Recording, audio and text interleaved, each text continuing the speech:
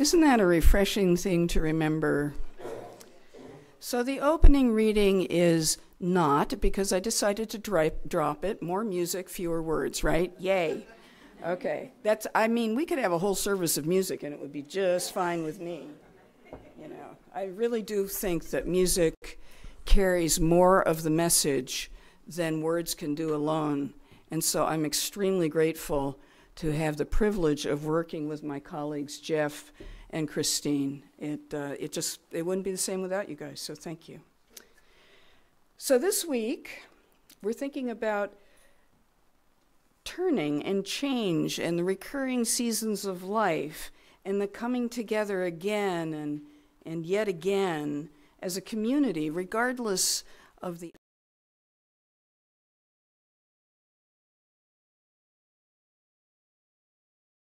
worship or even to be in love with leaving, as the song says. In the Jewish tradition, we've just passed the High Holy Days, the season of repentance and repair. Repentance, teshuvah, does not just mean saying I'm sorry, right? Ideally, the idea of teshuvah is when you make amends, you realize something that helps you not do that thing again.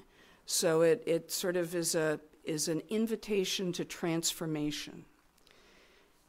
And this invitation comes every year because, humans, right? One way to think about it is an active aspiration to return to the home of one's soul. Why, yes, that is a UU hymn, and we will sing it one of these days. So the old year in the Jewish calendar came to a close, and the annual cycle began again at Sunday about 2 weeks ago.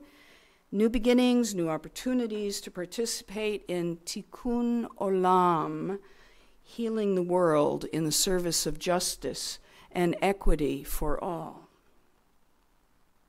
That's a beautiful aspiration. And I love that there's an annual pattern to it, a rhythm. Tikkun Olam is not a one and done kind of thing, right? Really, healing the world is an ongoing commitment. And we heard that from Savannah this morning, as she was saying, recycling is itself a pattern, a rhythm. It used to be that one way people attended to getting through the rhythm of the year was to put food by canning, right? Today, canning has taken on a whole new meaning, but it still refers to a way of getting through life, of providing for oneself, only now it's on the back end rather than the front end of consumption, right? Be that as it may, canning, many people see canning as their job, and it's great because it cleans up the environment and it provides an income. What is better than that, right? Win-win. And as a practice of healing the world, friends, it is never over. All of this, for strange reasons, got me thinking about a time many years ago when I was still a working ecologist and I had decided to attend a symposium with Joanna Macy, an event put on down in the Bay Area by one of our 2 UU identity seminaries. And I thought, well, that's weird. Okay, I guess I'm going to go to the seminary and do this thing. But I couldn't figure out how to register. It was really tortuous and mysterious, like a seminary, And I came away from that thinking, I have a really different mindset than these, religious people. I can't even figure out how to register for a course.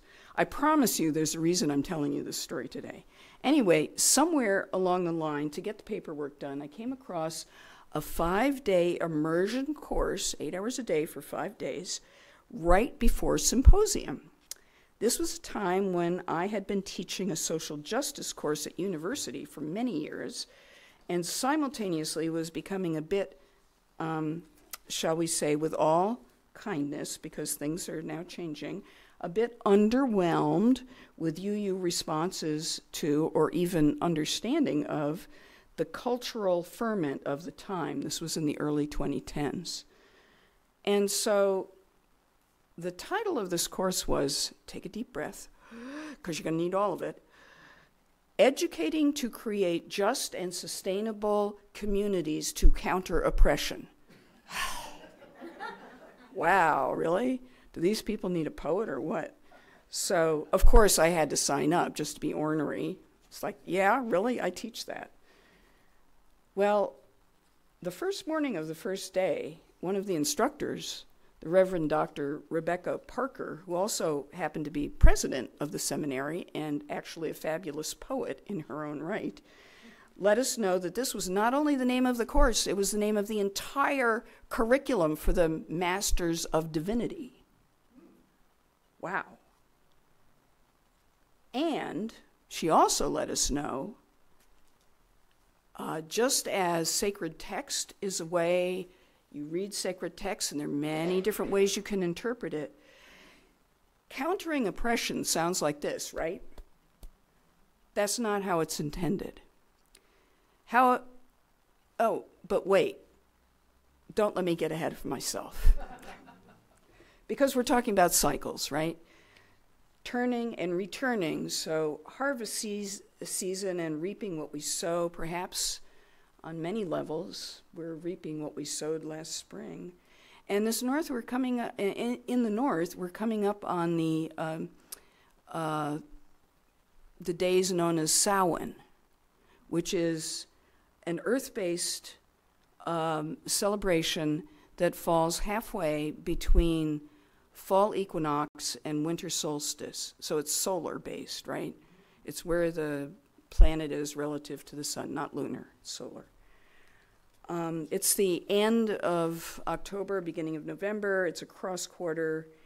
And in northern earth-based traditions, it's often seen as a time when the veil between the worlds is very thin.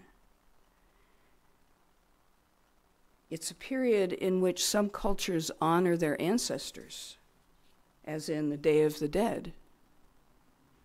And if you believe in this way, this time in the annual cycle is a particularly good time to connect with and honor your ancestors.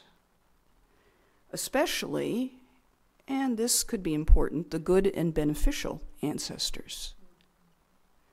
Giving gratitude for their gifts and calling on them for help. You don't need to profess a creed to adopt this practice. It's common. Gratitude, you don't need a creed to express gratitude ever, right? It's a common practice.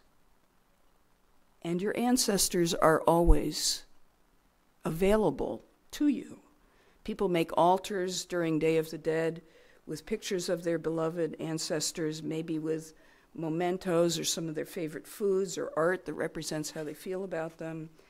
And it's time to spend time with them, thanking them for their lives and their influences, and perhaps asking for their help in specific ways. This is not to ignore the more troublesome ancestors. It's just that it takes a bit more preparation to interact with them, all right? Because gratitude lessens, right? As it so happens, I'll draw your attention to the fact that the moon is also waning, and the dark of the moon is just about right on Samhain this month. And the dark of the moon is said to be, catch this, an excellent time to set new intentions for the month. Okay, so all of these things are coming together.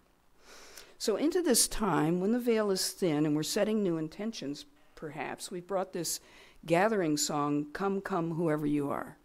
It's a musical setting by a UU minister by the name of Reverend Lynn Unger, whose name may or may not be familiar to you. And it's a musical setting of a poem by the 13th century Sufi Jalaluddin Muhammad Rumi, who is, oddly, one of the best-selling poets in the U.S. So there. Rumi invites us to come, yet again come. Whether you're radiant, with joy, or feeling broken by life, come, come. Because ours is no caravan of despair. That's just not what we're about. We've got you. Here at FOOF, the Florence UU Fellowship, Foof has you. Come and be held in the love of this vibrant community, the love of each for another. Are we perfect? We're human. It's like that human thing, right? It keeps coming up. As my beloved would say, flawed, foibled, human, why be redundant? But here's the thing. Here at Foof, we center love. Actually, as a faith movement throughout the world, we had the opportunity to vote this past year on what we were doing, what we thought we were doing with each other. And we said, you know what? We're changing everything. We are going to make an image that says we center love. That's what we're about. That's our sacred text. We center love. You don't have to be or believe anything in particular. There's no creed, there's no railings that you have to fit between. Treat each other with respect. Give people the distance they need, that's important. And just love them from the depths of your soul as you are able to in the moment, okay? That's what we do here. Ours is no caravan of despair, but if that's where you're at, tell me your despair then, and I'll tell you mine, to paraphrase the poet Mary Oliver. And meanwhile, the world goes on, one heart-stopping sunset at a time, one antic of a cat, one understanding moment with a dog, you know what I mean. One chickadee song at a time while the sweet and sometimes wild winds sweep along the coast, bringing the stories of so many other lives and other waves. The world goes on, the gulls call and the osprey flash along the river, diving and snagging the fish that give themselves in the moment.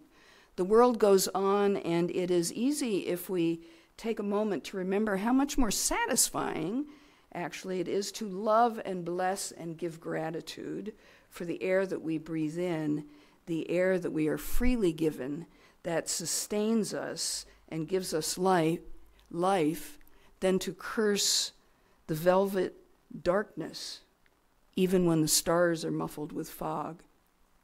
This community, you, gathered right here, have chosen over and over again to center that love. And many of you sitting in the seats this morning know exactly what that means because it's been a potent moment in your life recently. Regardless of all the rest, whatever it is, the world will be what the world will be, and we have choices for the uses of our hearts. May they overflow, thank you, with loving kindness when that's true, and when they're broken, let us be wise enough to let them break.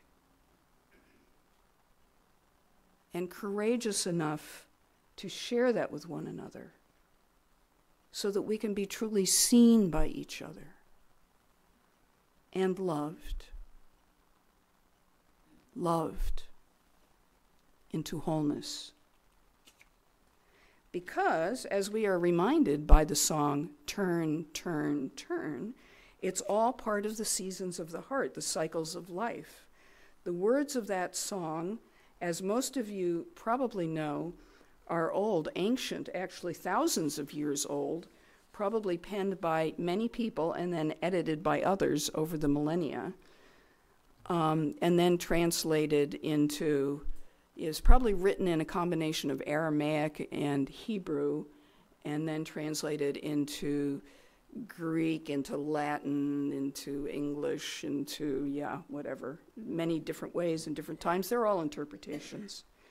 The tune, however, was a quick improvisation by Pete Seeger, penned in about 15 minutes after a really frustrating bout with his agents about the kind of music they wanted him to write. He said, "This is all I can do," and whipped it out. Well,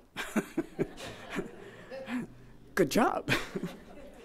Who knew that English interpretations of the Aramaic and Hebrew words of Ecclesiastes chapter 3, verses 1 through 8 could result several millennia later in a fabulous earworm for our times, in which it's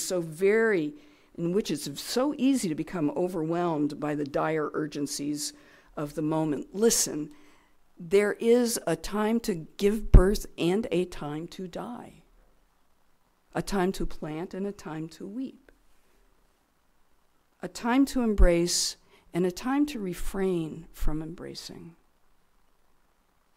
a time to seek, a time to lose, yes, a time for love and even a time for hate, a time for war, yes, but also a time for peace. And as the birds say, I swear it's not too late. These are patterns. These are cycles. Yes, there is conflict now. Yes, we're uneasy and uncertain now. And yes, of course we want to counter oppressions that threaten our lives and well-beings. Right? But, and here's what Rebecca Parker taught us about countering oppression. There's this, and then there's another way to look at it, to look at the word counter. Counterpoint, as in a counterpoint melody. There's a dominant melody, call it, if you will, the dominant or perhaps uncomfortably dominating culture, right? And then there are the counterpoint melodies. There are different impulses. And all of these ebb and swell and change position, some dominant in one time and counterpoint in another. In the same ways, there are other ways to think about these times, other ways to experience them, and other ways to embody them. Ways with a much longer fuse than these urgencies of the moment. I got to do this right now because the world's falling apart and I have to do this right now, right? Ways with a much longer fuse. It's like, whoa, whoa, whoa, whoa. Step back a minute. Step back. Yeah, it's urgent. I give you that. It's urgent. But step back a minute and tap into that gentler energy. You know, the energy that doesn't frame these things as one giant end times battle between good and evil that the entertainment media is trying so desperately to implant into our brains and into our consciousness. That's not how it works. Our work in this moment of history is what it's always been. It's to amplify the melody, or these days the counterpoint melody, rather than trying to be the implacable force that crushes the enemy. In order to be the counterpoint melody, though, we must be willing to let go of some of our ego, because we have to work together. Some of the misguided stories of triumphalism, some kind of attachment to this ultimate battle between good and evil. That's not actually how it works here on Earth, which is actually where we live. As we consider the symphonies of history, we can see that melodies ebb and flow, swell and retreat, dominant, subdominant, counterpoint, all contributing, every one of them, to the whole. There's stuff to be learned from everything, right? And here's the thing. No one way is ever going to win. It's not going to happen. Not as long as there are humans around. There are always a range of impulses afoot among us, individually and in history. And what happens is a result of the complex interplay of so many forces that it's difficult to understand even in hindsight. I mean, just, it's not all that long ago that we realized that, whoa, this period between about 500 before the Common Era and 500 after the Common Era, that's when so many religions emerged. What is that about? In all these different places around the globe. That's weird. So let alone, so we're in a time, right? We're in a time. And it's complicated and it's uncertain, but we can rest sure in the knowledge that it's part of a pattern. It's part of a pattern, folks. However things go, they will continue to go. There will be an upside and a downside. One of my Lakota teachers always says, for anything anybody ever tells you, whether it sounds fabulous or it sounds, oh no, there's a backside. There's always a backside. And the question is, what is the backside? Not what's the front side. That's not the interesting part. That's obvious. What's the backside? So, some people refer to this time in history as the Great Turning, when the forces of empire, the current empires, not those old ones that already fell, the current empires are falling, and something else is going to reconstruct itself and then will emerge as a new way of whatever. We don't know what it's going to be. What it is depends on what we amplify, right? So why don't we amplify what we're good at? We know what we're good at. We're good at love. So as we wend our way through these tricky times,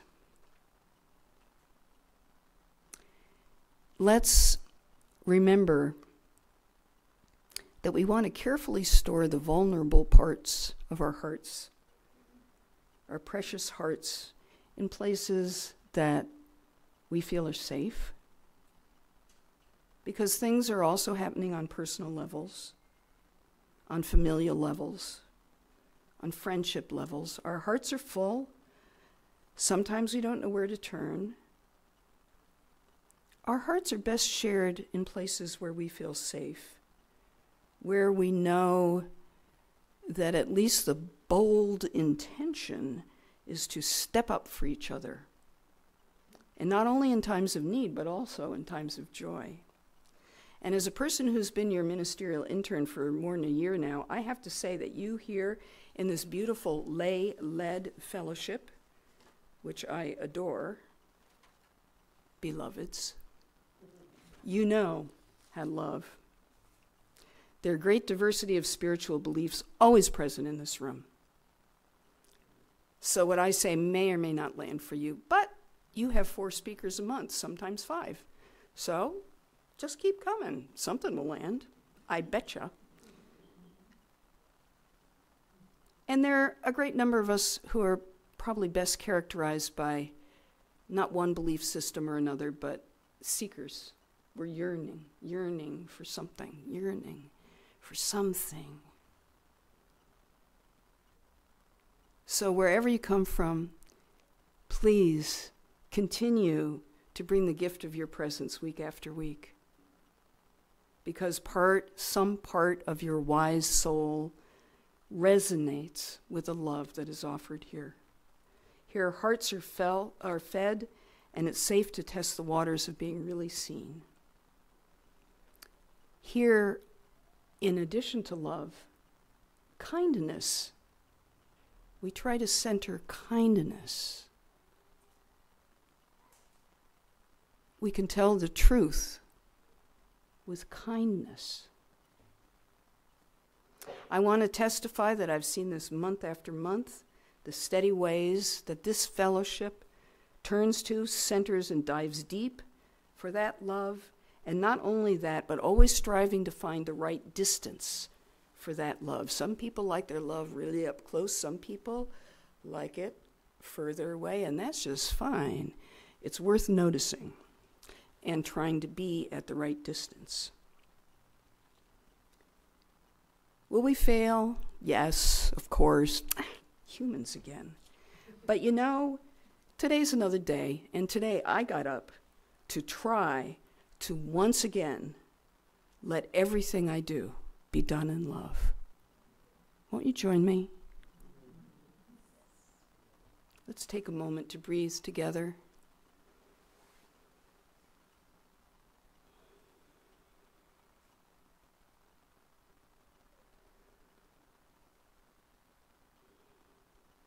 Spirit of life, may we understand the steadiness of purpose, the importance of observing the rhythms of life, the importance of giving our hearts and our hands, our minds and our bodies to that which feeds us, the importance of going there, towards what feeds us and what feeds our kin in this precious world, given freely to us. May we use all the tools at our disposal.